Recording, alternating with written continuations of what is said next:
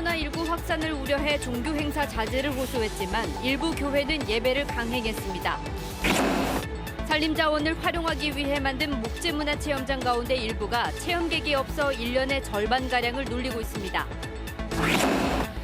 최근 경영에 어려움을 겪고 있는 우정사업본부가 동네 우체국을 폐지하겠다고 밝혀 반발이 커지고 있습니다.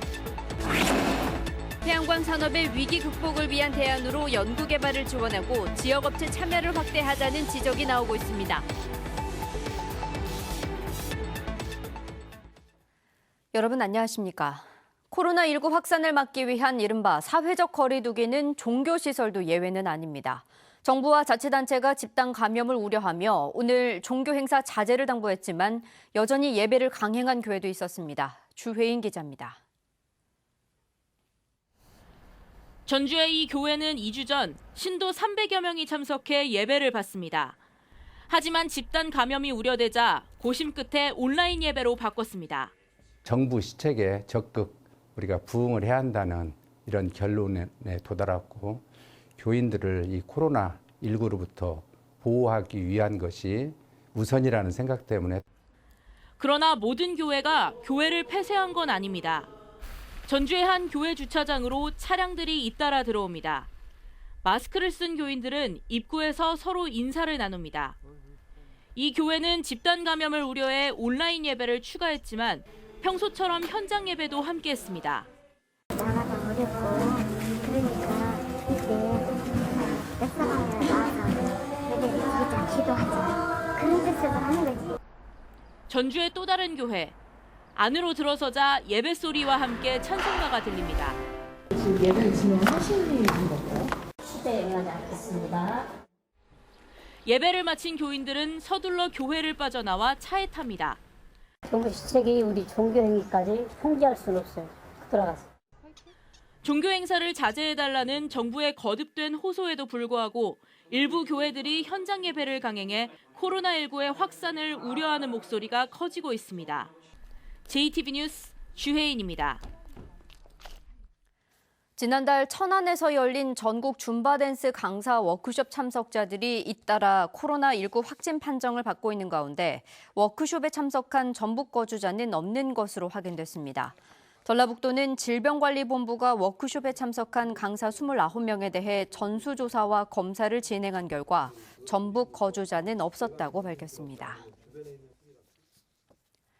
코로나19 환자를 격리치료할 전북의 전담병원과 생활치료센터 병상이 최종 확정됐습니다. 전라북도는 중증 환자의 경우 전담병원인 군산의료원과 남원의료원, 그리고 진안의료원에서 모두 223명을 치료할 수 있다면서 오는 11일까지 시설을 완료하기로 했습니다.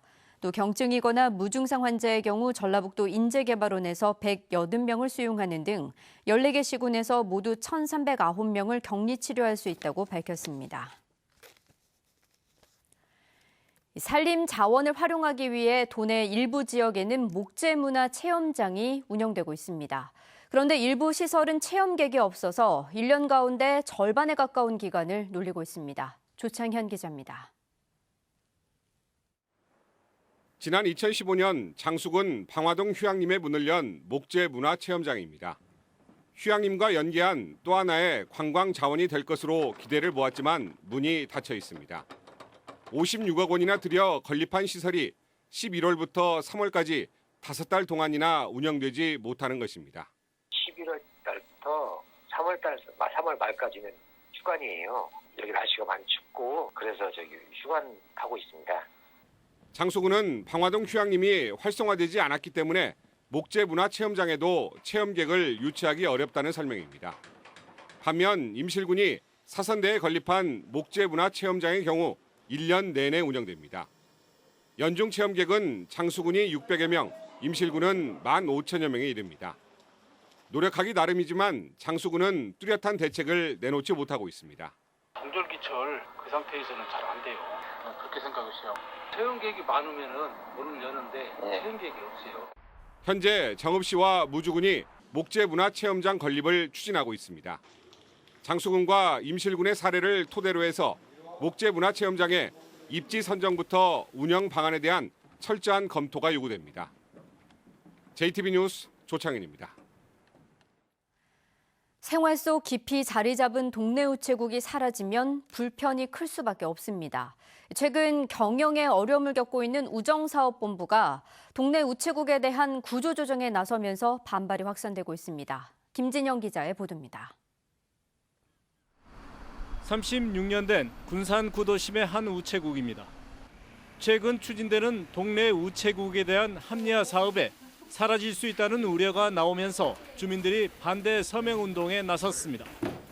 이 지역에 공공 그런 우체국이나 은행 같은 게 없으니까 사실 이 지역에서는 꼭 필요해. 이거 없어지면 진짜 안 돼요. 군산시 의회도 폐지 대상 동네 우체국이 4곳에 이른다며 반대 건의안까지 채택했습니다. 우정사업본부가 적자 폭이 커지자 직영하는 동네 우체국을 정리하는 합리화 사업을 추진하면서 반발이 확산되고 있습니다. 2014년에도 우정사업본부가 합리화 사업을 추진하면서 전북 지역 11곳의 동네 우체국이 사라졌습니다. 6년 만에 또다시 구조 조정에 나서면서 84곳 가운데 절반인 42곳이 2023년까지 민간 위탁으로 넘어가거나 폐지될 처지에 놓였습니다. 그것으로도 좀 부족한 상황이 이제 된 거죠. 그럼에도 불구하고 이제 그 적자가 누적되고 그러다 보니까 가장 큰 그 비용 그 부분 인건비 절감 효과가 있는 겁니다. 전북 지역의 우체국이 처음 모습을 드러낸 건 1896년. 긴 세월 동안 많은 사람들에게 말로 전할 수 없는 사연을 전달하는 소통의 공간으로 때로는 예금과 보험을 취급하는 생활의 장소가 되었습니다. 인터넷에 밀려 점차 설 자리가 좁아지고 있지만 일방적인 구조 조정보다는 시민 의견을 충분히 수렴하는 신중한 결정이 필요해 보입니다. JTB 뉴스 김진영입니다. 태양광 발전소는 크게 늘고 있지만 정작 국내 태양광 산업은 오히려 심각한 위기를 맞고 있습니다. 하지만 화석 연료는 갈수록 고갈되고 소재와 부품 산업의 부가가치를 생각하면 더 이상 손을 놓고 있을 수는 없는 일입니다. 위기의 태양광 산업 연속기획 마지막 순서. 오늘은 태양광 산업의 활로를 찾는데 어떤 대책이 필요한지 살펴봤습니다. 하원호 기자입니다. 태양광 발전량은 10년 사이 무려 20배 이상 성장했지만 국내 태양광 산업은 거꾸로 위기가 커지고 있습니다. 국산보다 단순히 값만 싼 게 아니라 효율까지 높아지고 있는 중국산 때문입니다. 중국 회사들이 저가에다가 품질 있죠. 이 품질도 거의 우리나라에 대동소이합니다. 완주의 이 태양광 모듈 생산 업체도 한때 중국산의 공세에 밀려 최악의 상황을 맞았습니다. 창업 3년 만에 4억 달러 수출고를 올리고 450명까지 고용할 만큼 급성장을 하다가 순식간에 기업 희생 절차까지 내몰렸습니다. 이 업체가 미국 업체와 8,700억 규모의 장기 수출 계약을 할 만큼 완벽하게 위기를 벗어난 건 기술 개발의 힘입니다. 4년간의 연구 끝에 중국산은 따라올 수 없는 세계 최고 수준의 제품을 생산하고 있기 때문입니다. 판매가가 워낙 적기 때문에 저희가 기술 개발을 하지 않으면 상대를 할 수가 없게 되는 겁니다. 그래서 저희는 앞으로도 고효율 제품을 개발해서 일본의 수출 규제 이후 정부도 이른바 소부장, 즉 소재, 부품, 장비의 육성을 강조하는 상황.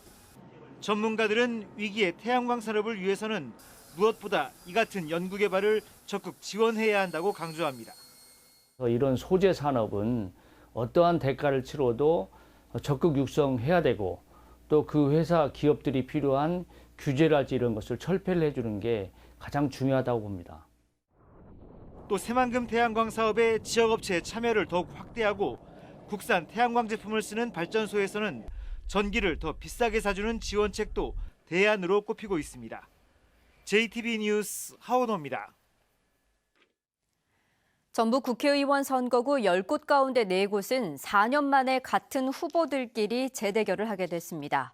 지난 총선 때 1% 미만의 초박빙 승부가 연출됐던 전주갑과 전주병 선거구의 경우 각각 민주당 김윤덕, 민생당 김광수 후보와 민주당 김성주, 민생당 정동영 후보가 다시 경쟁을 합니다. 익산을에서는 민주당 한병도, 민생당 조배숙, 정의당 권태홍 후보가 재대결을 벌이고 3,200여 표로 승부가 갈렸던 완주 진안 무주 장수도 민주당 안호영, 무소속 임정엽 후보가 다시 만났습니다. 전북 등 전국 시도교육청이 개학 연기로 일을 못하는 조리종사원 등 학교 비상시 근로자의 임금 보전 방안을 내놨습니다. 시도교육감협의회는 학교 수업 일수는 방학을 줄여 확보할 예정인 만큼 3주간의 근로공백에도 임금 총액은 줄지 않을 거라면서 3월 임금은 정기 상여금과 연차 수당 등을 미리 지급하는 방식으로 보전해주기로 했습니다. 도내 학교의 비상시 근로자는 50여 개 직종에 8,000명 가량입니다.